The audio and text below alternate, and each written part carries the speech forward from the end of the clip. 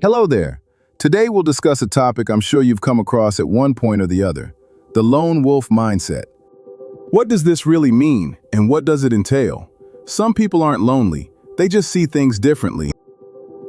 And the more they understand people, the more they choose distance.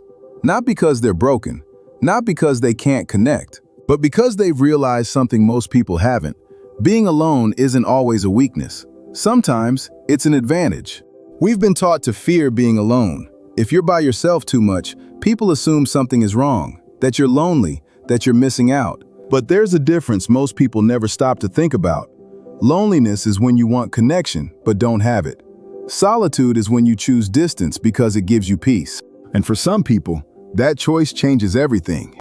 People with a lone wolf mindset tend to notice things others don't. They pick up on small shifts in tone, inconsistencies in behavior, the gap between what people say and what they actually mean. It's not overthinking, it's awareness.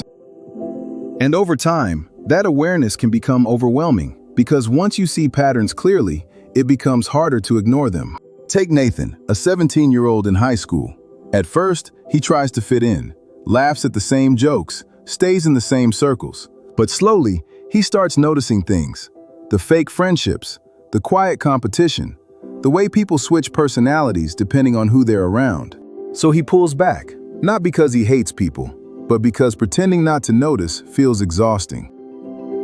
Lone wolves don't just think deeply, they feel deeply too. Conversations that stay on the surface feel empty. Connections that lack honesty feel forced. So instead of forcing themselves to fit in, they start choosing fewer but more meaningful interactions. And sometimes that means being alone more often than others. Ayana is a 32-year-old woman who organizes charity events. She's constantly surrounded by people, talking, planning, helping. But over time, she begins to notice something. Not everyone is there for the right reasons. Some want recognition, some want control. So outside of her work, she becomes more selective. Ayana protects her energy because she's learned that being around people doesn't always mean feeling connected. This is where the lone wolf mindset shifts from awareness to power. They stop giving their time to just anyone. They stop explaining themselves to people who don't understand. They stop tolerating things that drain them. And most importantly, they learn to walk away. Not out of anger, but out of self-respect. Then there's Thompson, a 49-year-old CEO running a company. He's experienced enough to read people quickly. He knows who's genuine and who isn't. Thompson used to give chances, second guesses, endless explanations, but over time, he changed.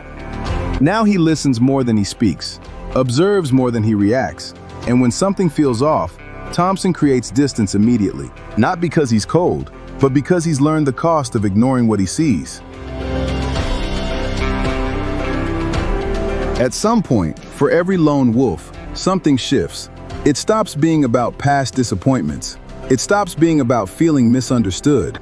And it becomes about something much simpler, protecting your peace. Because once you experience clarity, noise becomes harder to tolerate. This is the part most people don't understand. Being alone, when it's a choice, creates space.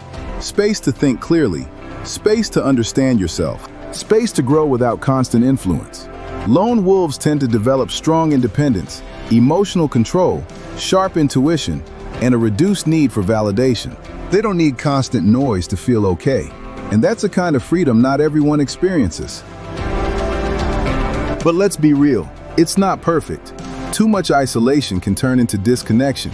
Awareness can turn into overthinking.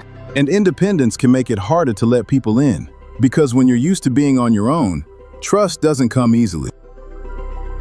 Being a lone wolf isn't about rejecting people. It's about understanding yourself enough to choose who deserves access.